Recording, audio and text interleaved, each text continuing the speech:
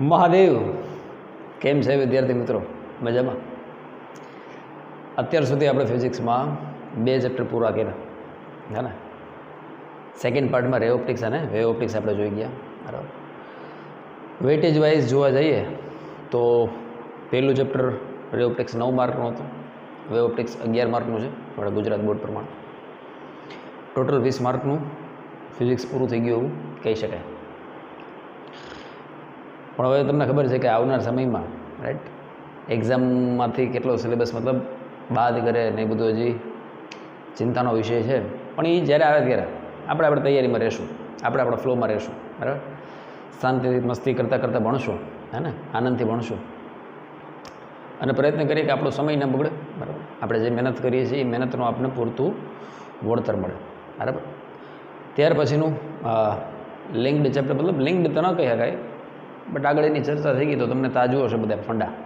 મતલબ અમુક ચર્ચાઓ તરંગવાદમાં આપણે કરી ગયા, અમુક ચર્ચાઓ આપણે પ્રકાશશાસ્ત્રમાં કરી ગયા, કિરણ પ્રકાશશાસ્ત્રમાં, બરાબર. એનાથી થોડુંક પ્રભાવિત કરું ચેપ્ટર, બરાબર.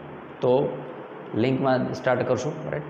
ત્યાર પછીનું ચેપ્ટર આપણે સ્ટાર્ટ કરવાના છીએ વિકિરણ અને દ્રવ્યની દ્વૈત પ્રકૃતિ, બરાબર.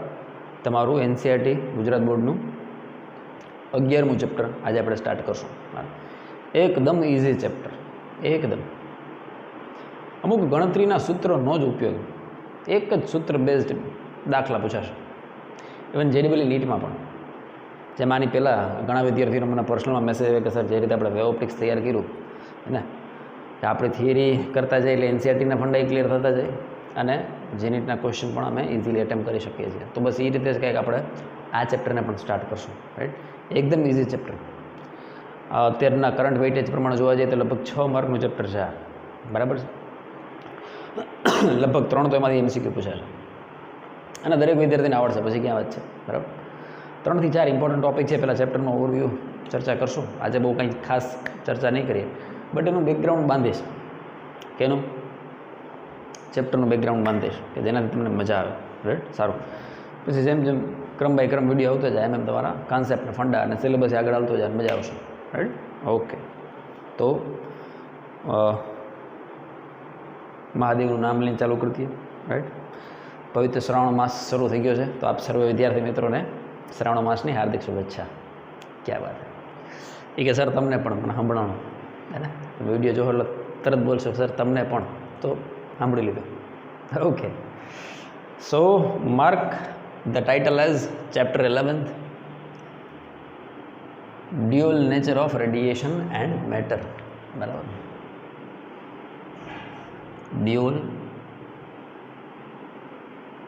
Nature of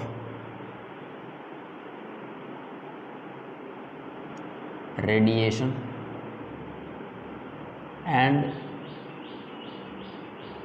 matter. બહુ સરસ ચેપ્ટર, બહુ મજાનું ચેપ્ટર. ગુજરાતીમાં કહેવાય વિકિરણ અને દ્રવ્યની દ્વૈત પ્રકૃતિ. નામમાં જ મોટા ઘણું બધું સમજી શકાય એવું છે, જો શાંતિથી થોડુંક વિચારો તો. કોઈ પણ વ્યક્તિનો સ્વભાવ છે મિત્ર, એ અમુક ગુણધર્મોથી બંધાયેલો હોય. દાખલા તરીકે મારી ચર્ચા કરે ક્યાંક એમ ઉલ્લેખ થાય કે સાગર છે, તો પહેલો શબ્દ એ બહુ ગુસ્સાવાળો, મગજ હાવ તૈડાઈ ગયેલું મગજવાળા. સાથોસાથ બીજો ગુણધર્મ આવે, બીજો ગુણધર્મ આવે કે મૂડી માણા. મૂળ હોય તો મજા જ આવી જાય, મૂળ ન હોય તો નહીં મજા આવે. કેમ માણાના લક્ષણોથી સ્વભાવ અને મતલબ આપણે એની લાક્ષણિકતા સમજીએ કે આ કયા પ્રકારના સંજોગોમાં કેવું રિએક્ટ કરશે કોઈ પણ વ્યક્તિ. સ્વભાવ તમે કોઈનું જાણતા હોય તો તમને ખબર છે ભાઈ આને છેડા ન દેવાય, આને ગરમ ન કરાય, કેમ ને કે બધું બખડ જંતર કરનારે. તો એ આપણે કેવું ખ્યાલ, કોઈ પણ વ્યક્તિ વિશે એવો ખ્યાલ ક્યારે આવે કે જ્યારે આપણે એના સ્વભાવથી અવગત હોય તો, એની પ્રકૃતિથી અવગત હોય તો. તો અહીંયા આપણે 2 અદ્ભુત તત્વ એટલે કે 2 અદ્ભુત પાર્ટ કહેતો હાલે, 2 અદ્ભુત ભાગ કહેતો હાલે, બરાબર. કુદરતે આ નોંધ લખજે, આ બધું તારા નોલેજ માટે છે, બરાબર. ફેરબુકનું બધું લખવાની જરૂર નથી, તમારા નોલેજ માટે છે બધી ચર્ચા. ટાઇટલની ચર્ચા કરું છું, ટાઇટલની. સમગ્ર બ્રહ્માંડ છે ને બેટા, સમગ્ર બ્રહ્માંડ યુનિવર્સ એ છે ને બેટા 2 ભાગમાં વિભાજિત છે. 2 ભાગ. સમગ્ર બ્રહ્માંડ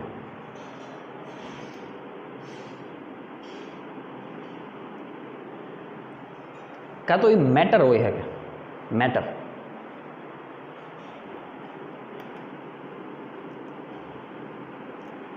અને કાં તો એ રેડિયેશન હોઈ શકે.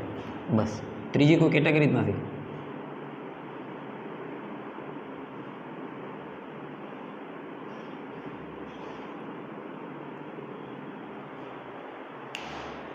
આ દુનિયાનો કોઈ પણ કણ, આ દુનિયાનું કોઈ પણ વસ્તુ, કોઈ પણ પદાર્થ જો એનું વર્ગીકરણ કરવામાં આવે, સમગ્ર બ્રહ્માંડનું વર્ગીકરણ કરવામાં આવે તો એ પદાર્થો 2 જ કોલમમાં ગોઠવાય. બધું જ, કાં તો એ દ્રવ્ય હોય, કાં તો એ વિકિરણ હોય. તો આ ચેપ્ટર આ બેની મૂળ પ્રકૃતિ, એના મૂળ અસ્તિત્વ આમાં ક્વેશ્ચન કરતું ચેપ્ટર છે. ચાલો હું તેને એક નાનકડી સ્ટોરી કહીશ. સ્ટોરી જે બાળક સમજી ગયો આજે હમણાં 5-10 મિનિટમાં, એ ચેપ્ટરનું મૂળ સમજી જાય. પહેલાં ટાઇટલ સમજો. સારું, તો આ શું છે અને આ શું છે એની ચર્ચા કરીને ઓટોમેટિક ખ્યાલ આવશે. બરાબર, પણ એ કહેતા પહેલાં મારે તને પેલી સ્ટોરી કહેવી છે. બરાબર, સારું.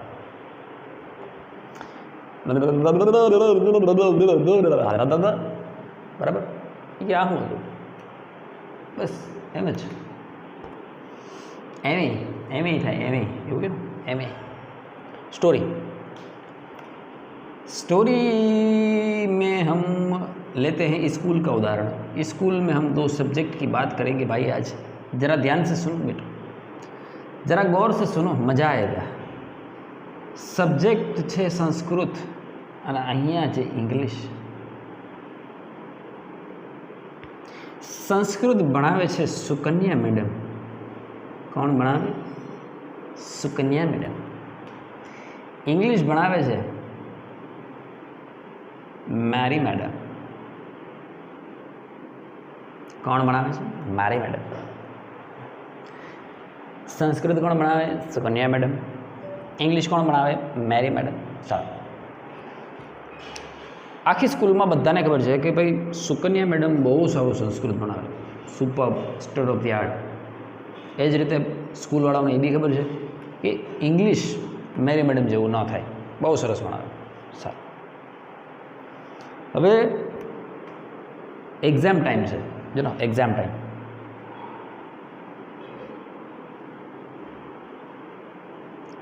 એક્ઝામ ટાઈમ પૂર્વે, થોડાક દિવસો પૂર્વે સંસ્કૃતનો સિલેબસ બાકી છે અને સુકન્યા મેડમને કોઈ કારણોસર, અંગત કારણોસર બહાર જવાનું થયું. 1 વીક માટે સુકન્યા મેડમને બહાર જવાનું થયું. એક્ઝામ ટાઈમ નજીક છે, બાળકો ચિંતામાં છે. કેમ? તો કે સિલેબસ બાકી છે, પરીક્ષા આવીને ઊભી રહી ગઈ છે. બરાબર, 11મા ધોરણની જ વાત છે, સમજી લે તારું 11માનું છે, એક્ઝામ છે, 11મા બોર્ડની જ એક્ઝામ છે. બરાબર, અને સંસ્કૃતનો સિલેબસ થોડોક બાકી છે. સારું, હવે બાળકો ચિંતામાં છે. આ વાત મેરી મેડમ સુધી પહોંચી. આ વાત કોના સુધી પહોંચી? મેરી મેડમ સુધી, કે ભાઈ બાળકો ચિંતામાં છે કારણ કે સંસ્કૃતનો થોડોક પોર્શન બાકી છે. તો એક દિવસ સવારે બાળકો શું જોવે છે, ક્લાસમાં એન્ટર થાય છે. બરાબર, લેક્ચર પીરિયડ સંસ્કૃતનો છે પણ ભણાવવા મેરી મેડમ આવ્યા. એટલે બાળકોને શું થયું કે મેરી મેડમ આવ્યા છે તો આવીને હું ભણાવશું? ઇંગ્લિશ ભણાવશું. પણ મેડમે આવીને ભણાવવાનું ચાલુ કર્યું સંસ્કૃત, અને ભણાવવાનું ચાલુ કર્યું સંસ્કૃત ભણાવવાનું ચાલુ કર્યું એટલે પહેલાં તો વિદ્યાર્થીઓનો એક ભ્રમ તૂટ્યો. કયો ભ્રમ તૂટ્યો? વિદ્યાર્થીઓને અત્યાર સુધી એક ભ્રમ હતો કે મેરી મેડમ માત્ર ને માત્ર ઇંગ્લિશ ભણાવી શકે. મેરી મેડમ હું ન ભણાવી શકે? સંસ્કૃત ન ભણાવી શકે. એવો ભ્રમ શા માટે હતો? કારણ કે બેટા એવી ક્યારેય જરૂરિયાત જ નહોતી પડી કે જેના કારણે મેરી મેડમે શું ભણાવવું પડે? સંસ્કૃત ભણાવવું પડે. મેરી મેડમ ઇંગ્લિશમાં સ્નાતક છે, ઇંગ્લિશ વિષયના માસ્ટર છે, તો ઇંગ્લિશ ભણાવતા હતા. ક્યારે એવી જરૂરિયાત જ પેદા ન થઈ કે મેડમ શું બતાવે?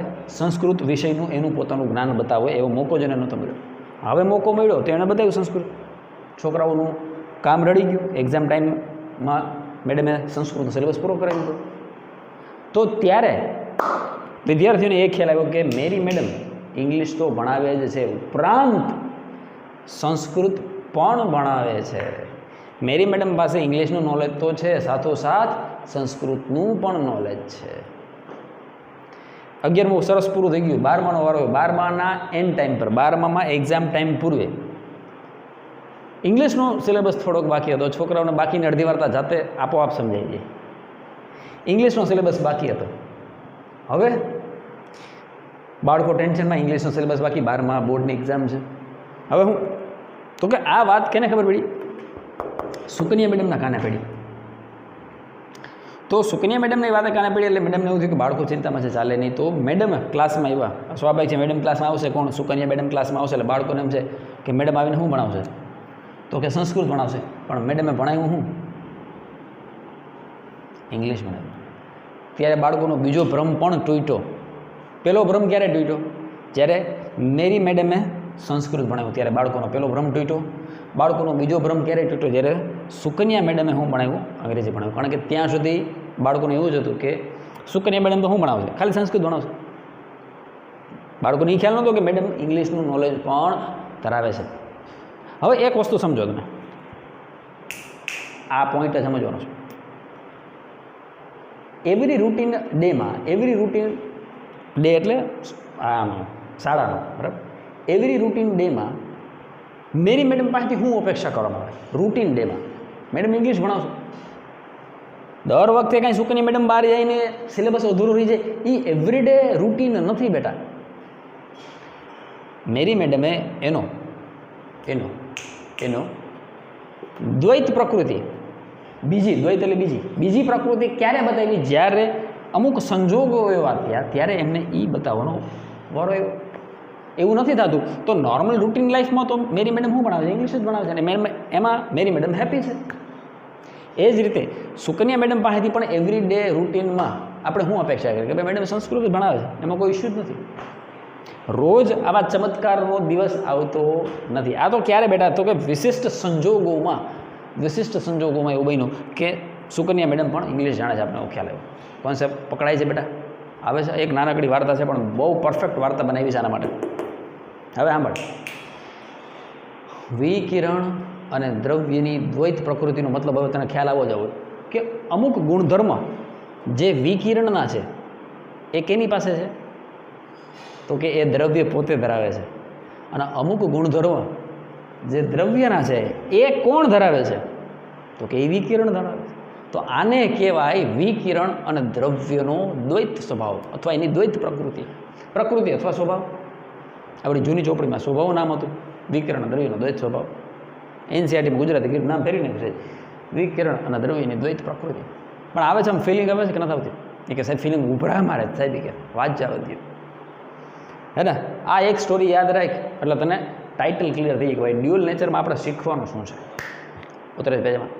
હવે પછીની જે હું નોંધ લખાવું છું આ નોંધ, બરાબર?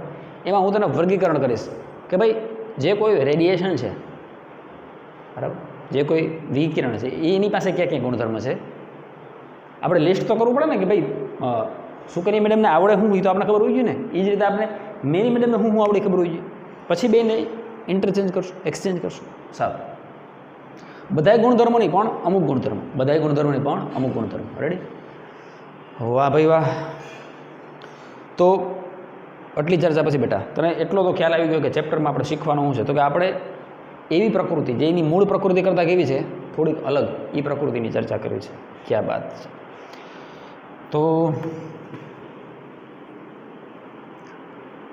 તો હું કહું, બોલો ને સાહેબ કે બોલો ને શું કહો છો? તો હું શું કહું? આપણે આગળ વધીએ. બીજું તો હું ઠીક છે ના સર, ઉદાહરણ સારું હતું, મજા આવતી હતી, ચાલુ રાખો નહીં. ઉદાહરણ પતી ગયું ભાઈ. ઓકે, ઢીંગા ચીકા. તો આપણે લિસ્ટ આઉટ કરીએ કે ભાઈ દ્રવ્ય શું શું ધરાવે છે અને વિકિરણ શું ધરાવે છે. આ તારી ફેસબુકમાં લખવું તો લખજે, નોલેજ છે કામ લાગશે. દ્રવ્યની ખાસિયત દ્રવ્ય સીધી રેખામાં ગતિ કરે. નહીં, પેલો ગુણધર્મ આ ન લખતો, પેલો આ લેખ.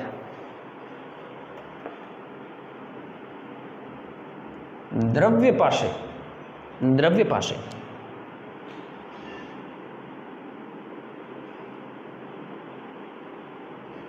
નિશ્ચિત દળ હોય છે. આ મેટરની સૌથી પહેલી અને પ્રાથમિકતા, સૌથી પ્રાઇમ જેને પ્રોપર્ટી કહેવાય ને, પ્રાઇમ લાક્ષણિકતા, પ્રાઇમ એટલે સૌથી અગત્યની લાક્ષણિકતા, જેનાથી એનું અસ્તિત્વ જોડાયેલું છે એવી લાક્ષણિકતા. તમને કોઈ પૂછે દ્રવ્ય એટલે હું, તો આંખો વીંચીને કહી દેવાનું એની પાસે કાંઈક તો દળ હોય છે. તારી આજુબાજુ નાનકડામાં નાનકડી કીડી છે તો એનું દળ માપી શકાય. અરે કીડીની વાત જવા દે, સૌથી નાનો સૂક્ષ્મ કણ આપણે તમે શીખી ગયા ફિઝિક્સમાં, કેમેસ્ટ્રીમાં, ઇલેક્ટ્રોન, એનાથી પણ નાના કણની ચર્ચા ફિઝિક્સમાં છે, પણ એનું જે અસ્તિત્વ સાબિત નથી થયું, આપણે એની ચર્ચા નથી કરતા. આપણે આપણું નોલેજ બહુ પ્રદર્શિત નથી કરવું. આપણને ખબર છે કે દ્રવ્ય જે કેટેગરી છે, દ્રવ્ય મેટર, એનો સૌથી સૂક્ષ્મ પાર્ટિકલ ઇલેક્ટ્રોન છે, તો એનું દળ તમે જાણો છો 10⁻³ ક્રમનું છે, કેજી. ખ્યાલ છે? ઓકે. પણ ટૂંકમાં નિશ્ચિત છે, માપી શકાયું છે. વાહ ભાઈ. બીજું, હવે આ નાનકડું ઢાંકણું છે પેનનું, આનું આમ ગાગરો નિશાનો લઈ તો શું થાય? તો એ ઢાંકણું કઈ રીતે ગતિ કરે? આમ આમ સીધી રકમ ગતિ કરે. કેમ? કાવા મારતું હવે ઢીંગા ચીકા ઢીંગા ચીકા ઢીંગા ચીકા. આમાં નાનકડી કીડી નહીં ક્યાં કરાય, તો કીડી કેમ જાય? સીધી રેખામાં. તો એનો મતલબ કે દ્રવ્યની બીજી ખાસિયત, દ્રવ્ય સીધી રેખામાં ગતિ કરે છે, કાંશમાં કિરણની જેમ. તીરમાંથી કેમ પેલા તીરની જેમ, કિરણની જેમ, કિરણની જેમ હાલે, તીરની જેમ. લખવું હોય તો લખો, ન લખો તો કાંઈ નહીં, પણ શું કરે? સીધી રેખામાં ગતિ કરે. પછી દળ છે, વેગ છે. દળ છે, વેગ છે. એટલે દ્રવ્ય પાસે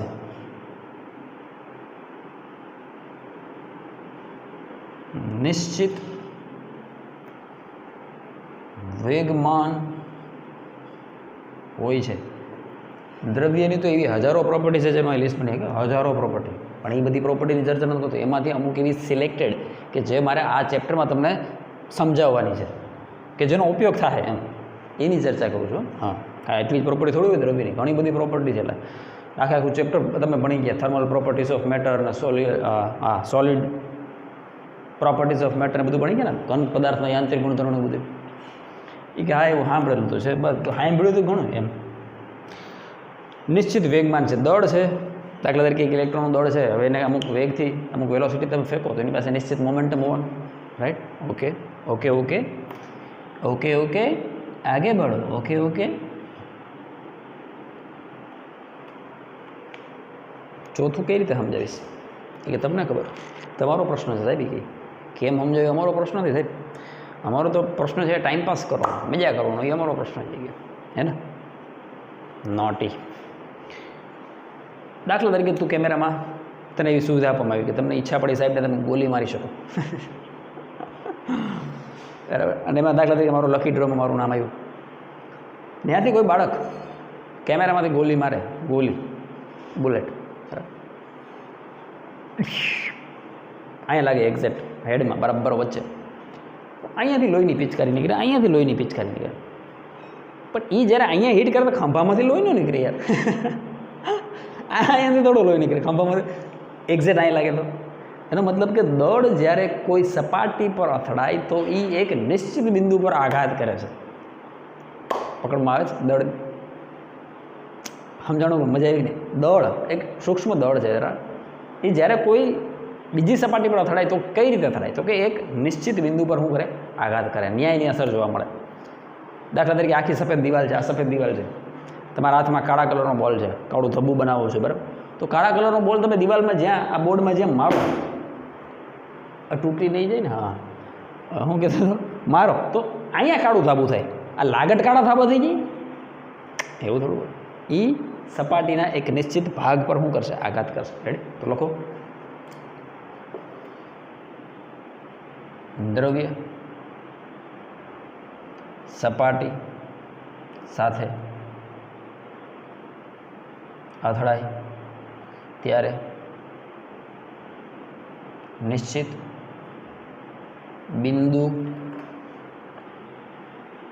પર શું થાય છે? આપાત થાય છે. દ્રવ્ય સપાટી સાથે અથડાય ત્યારે નિશ્ચિત બિંદુ પર શું થાય છે? આપાત થાય છે. અથવા નિશ્ચિત બિંદુ પર ઉર્જા આપે છે એવું લખીએ કાંઈ. ત્યારે નિશ્ચિત બિંદુ પર એવું લખ, એક નિશ્ચિત બિંદુ પર આપાત થઈને, નિશ્ચિત બિંદુ પર આપાત થઈને ઉર્જા આપે છે. થઈને ઉર્જા તો હોય ને બેટા, ગતિ ઉર્જા ન હોય. આ ઢાંકણા છે, આનું કંઈક દળ છે, વેગ છે, આનું ઘા કરું તો હાફ એમની જેટલી એનર્જી હોવાની ને, તો એ હાફ એમની એનર્જી ક્યાં આપશે? જ્યાં ભટકાય એ બિંદુને આપશે. રેડી? આટલા પ્રોપર્ટીનું મારે ખાસ જરૂર પડશે. હવે હા મેં વિકિરણમાં આવ્યા. વિકિરણની અમુક એવી પ્રોપર્ટી છે જેમાં પેલું, વિકિરણ પાસે નિશ્ચિત દળ ન હોય. નહીં, દળ નથી એની પાસે, નો દળ. એવું આપણે ક્યારે ફીલ થાય? આપણો વાહો તડકા સામે રાખીને ઉભા હોય, પાછળ સુરત દાદા છે, તો એમ લાગે કે અહીંયા હવે તડકો ધક્કો મારે છે, એમ થાય કે 8-10 કિરણો વાહમાં કોક આવે છે, હવે હાલો આગળ એવું ફીલ નહીં થાય. આ ટ્યુબલાઇટની હેઠે હું ઊભો રહી જાઉં તો આમ પ્રકાશ આવે ખબર પડે, દેખાય, પણ એનો ભાર થોડો લાગે આપણને.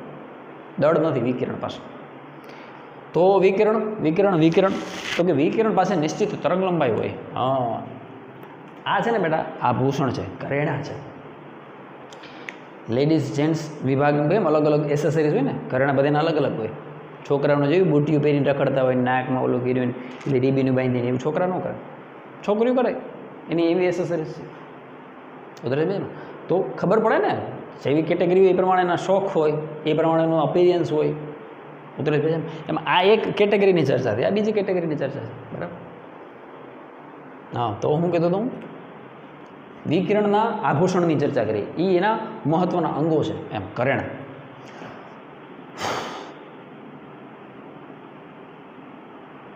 વિકિરણ નિશ્ચિત તરંગ લંબાઈ ધરાવે છે. વિકિરણ નિશ્ચિત આવૃત્તિ ધરાવે છે. આ બધાના અભિન્ન અંગ છે, હે ને?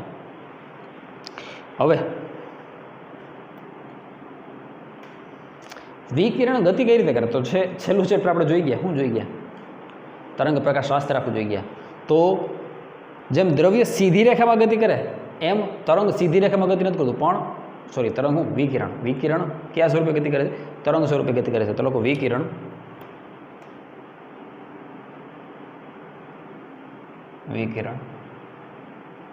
તરંગ સ્વરૂપે ગતિ કરે છે. અને ચોથો મુદ્દો આનાથી જ પ્રભાવિત છે.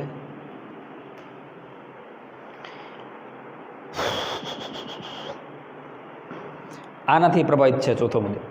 દ્રવ્ય સપાટી સાથે ધીરે ધીરે નિશ્ચિત બિંદુ પર આપાત થઈ અને ઉર્જા આપે છે. બરાબર? તો તરંગ ક્યારે કઈ રીતે અથડાય? તો કે તરંગ દરિયાનું એક મોજું આવે, દાખલા તરીકે આ બોર્ડ પર, તો એ બોર્ડના એક પોઈન્ટને અસર કરે કે બોર્ડની આખી સપાટીને અસર કરે? આખી સપાટીને અસર કરે. એ ફેર છે. તરંગ અગ્ર તારા પર આવે તો તરંગનો આખો ભાગ આપણને અસર કરશે. આખો ભાગ, સપાટી. અહીંયા એક બિંદુ, અહીંયા સપાટી. બરાબર? તો લખો વિકિરણ સપાટી સાથે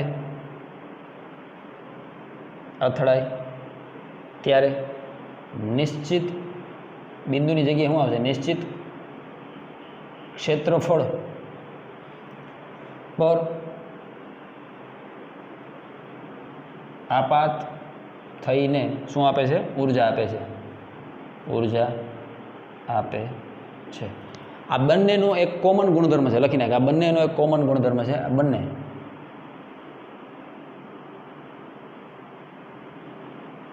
આ બંને ઉર્જાનું વહન કરી શકવા માટે સક્ષમ છે.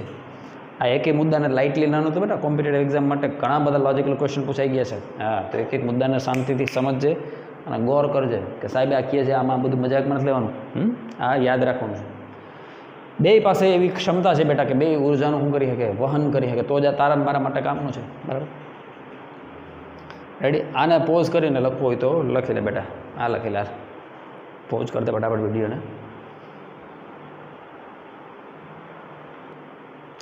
હવે જો આ ચેપ્ટરમાં બે પ્રયોગ એવા થઈ ગયા કે જેણે ક્વોન્ટમ ફિઝિક્સના પાયો નાખી દીધો.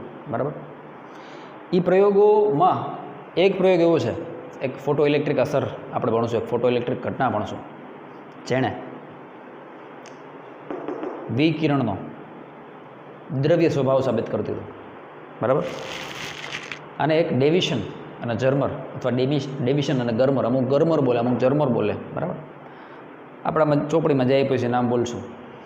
ડેવિશન અને ગર્મરે એક પ્રયોગ કર્યો જેણે દ્રવ્યનું વિકિરણ સ્વભાવ સાબિત કરી દીધો. આ બે જ આ ચેપ્ટરની મુખ્ય ભૂમિકા, બે પ્રયોગ એટલે ચેપ્ટર પૂરું. બરાબર, ચેપ્ટરના અડધા ભાગમાં આપણે શું સાબિત કરવાનો પ્રયત્ન કરશું? તો અડધા ચેપ્ટરમાં એવું છે, વિકિરણનો કયો સ્વભાવ સાબિત કરશું? દ્રવ્ય. વિકિરણ પાસે બેટા આટલા ગુણધર્મો તો છે જ. એ ઉપરાંત જ્યારે આમાંથી કોઈ એક ગુણધર્મ, આ મેરી મેડમના ગુણધર્મ છે, ઇંગ્લિશવાળા મેરી મેડમના ગુણધર્મ છે, આ સંસ્કૃતવાળા સુકન્યા મેડમના ગુણધર્મ છે. તો મેરી મેડમ જ્યારે આમાંથી કોઈ એક ગુણધર્મ જો ધરાવે તો કહી શકાય કે ભાઈ મેરી મેડમ પાસે સુકન્યા મેડમના ગુણધર્મ પણ છે. એટલે એ એનો થયો દ્વૈત સ્વભાવ. આપણે અહીં લખ્યું વિકિરણ સપાટી સાથે અથડાય ત્યારે નિશ્ચિત ક્ષેત્રફળ પર આપાત થાય છે. પણ તું કોઈ વિકિરણ માટે એવું સાબિત કરી દે કે વિકિરણ દ્રવ્યની જેમ સીધી રેખામાં ગતિ કરે છે અને એક નિશ્ચિત બિંદુ પર આપાત થાય, આવું આપણે કોઈ વિકિરણ માટે સાબિત કરી દઈએ તો એનો મતલબ શું થયો કે એ વિકિરણનો કેવો સ્વભાવ છે? દ્વૈત સ્વભાવ છે. એ વિકિરણની કેવી પ્રકૃતિ છે? દ્વૈત પ્રકૃતિ છે. જ્યારે કોઈ દ્રવ્યને તરંગ લંબાઈ છે એવું તું સાબિત કરી દે, જ્યારે કોઈ દ્રવ્યને કોઈ નિશ્ચિત તરંગ લંબાઈ છે એવું તું સાબિત કરી દે તો તે દ્રવ્યનો કયો સ્વભાવ સાબિત કરી દીધો? વિકિરણ સ્વભાવ સાબિત કરી દીધો. ચેપ્ટરના અડધા ભાગમાં આપણે એ સાબિત કરશું. બેમાં એક એક પ્રયોગ થયા છે, એ બે પ્રયોગની આપણે સમજણ આપશું અને સાબિત કરવાનો પ્રયત્ન કરશું કે ભાઈ વિકિરણ પાસે જો કોઈ ઘટના બેટા ફિઝિક્સમાં ઘટિત થાય તો એ સનાતન સત્ય છે. સૂરજનું ઉગવું, સૂરજનું આથમવું, હે ને? 16મી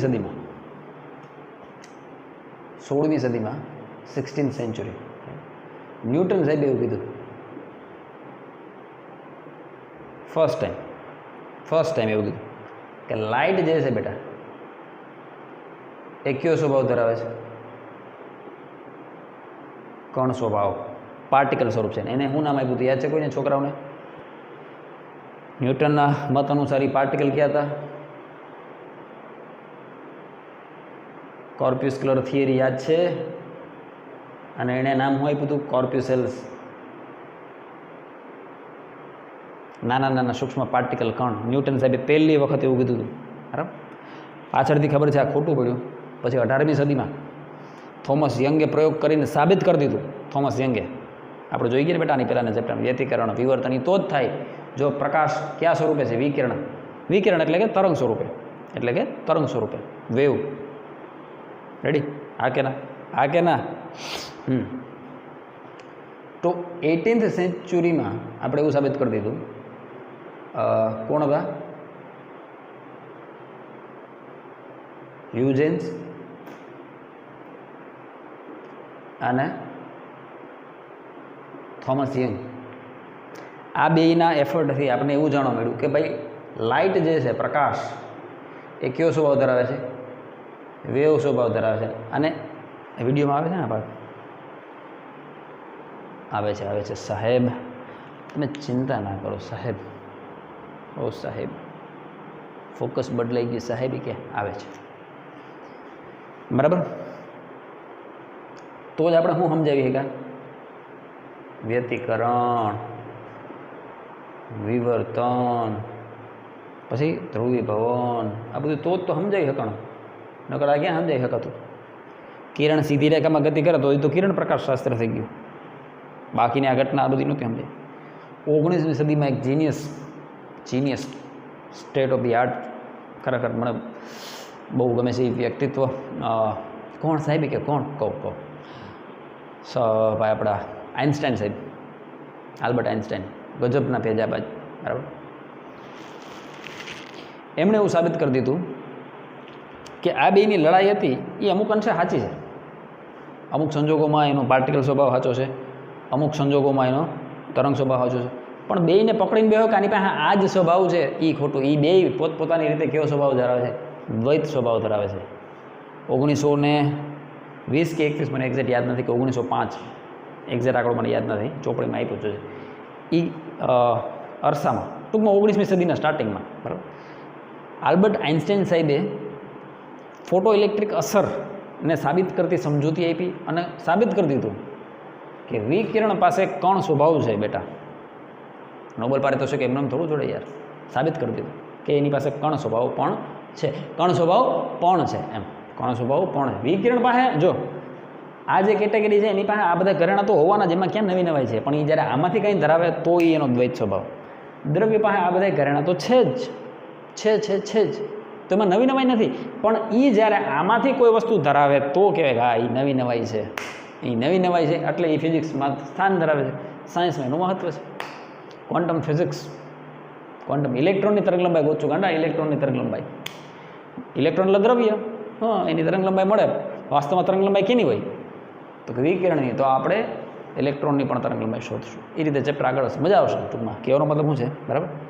તો 19મી સદીમાં અંતે એવું સાબિત થયું કે ભાઈ આપણું નોલેજ બહુ સીમિત નોલેજ છે ભાઈ. 19મી સદીમાં આપણે ખ્યાલ આવ્યો કે આપણી પાસે જે નોલેજ છે એ બહુ સીમિત નોલેજ છે. આપણે માનતા હતા કે આની પાસે આટલું જોઈએ, આની પાસે આટલું જોઈએ, એવું નથી. એના સિવાય પણ ઘણું બધું વિશ્વ છે. ન્યારથી ઘણી બધી નવી ક્ષિતિજો ખુલી વિજ્ઞાનમાં અભ્યાસ કરવા માટે, કે જેની મદદથી ક્વોન્ટમ ફિઝિક્સ બહુ આગળ વધ્યું. બરાબર. તો આ હતું ખાલી ટાઇટલ, વિકિરણ અને દ્રવ્યની દ્વૈત પ્રકૃતિ. મારા ખ્યાલથી હવે તને અથવા જે પણ વિદ્યાર્થી વિડીયો જોતો હશે એને ખ્યાલ આવશે કે બેટા દ્વૈત પ્રકૃતિ કેને કહેવાય. તમારા ઓરિજિનલ ગુણધર્મો તો છે જ, એ ઉપરાંત તમે વિશિષ્ટ સંજોગોમાં કંઈક નવું કરવા માટે સક્ષમ છો, તો એ તમારી કઈ પ્રકૃતિ થઈ? દ્વૈત પ્રકૃતિ. રૂટીન લાઈફમાં સુપર હીરો એના સુપર હીરોના કપડાં પહેરીને ન ફરતો હોય. સુપર હીરોના કપડાં ક્યારે પહેરીને ફરે? બેટમેન, સુપરમેન ક્યારે આવે? શક્તિમાન ક્યારે આવે? જ્યારે મુશ્કેલીનો સમય હોય ત્યારે, વિશિષ્ટ સંજોગોમાં. હા, રેડી? તો આ વિડીયોમાં અહીં સુધી રાખશું. નેક્સ્ટ લેક્ચરથી ફોટો ઇલેક્ટ્રિક અસર વિશે ડિટેલમાં ચર્ચા કરશું. 2 પ્રયોગ થયા, મેં કીધું ને, મેં બોલીને કીધું, લખ્યું નથી. એક પ્રયોગ એવું થયું જેમાં આપણે શું સાબિત કરશું? વિકિરણનો દ્રવ્ય સ્વભાવ. અને બીજા પ્રયોગમાં આપણે દ્રવ્યનો વિકિરણ સ્વભાવ સાબિત કરશું. બરાબર. તો આ વિડીયોમાં અહીં સુધી રાખશું. વધારાની ચર્ચા એ આપણે આવતા વિડીયોમાં કરશું. આ વિડીયોમાં મેં ખાલી બેઝિક પૂર્વધારણાથી તને ચેપ્ટરનું ટાઇટલ સમજાવવાનો પ્રયત્ન કર્યો છે. રેડી? મહાદેવ.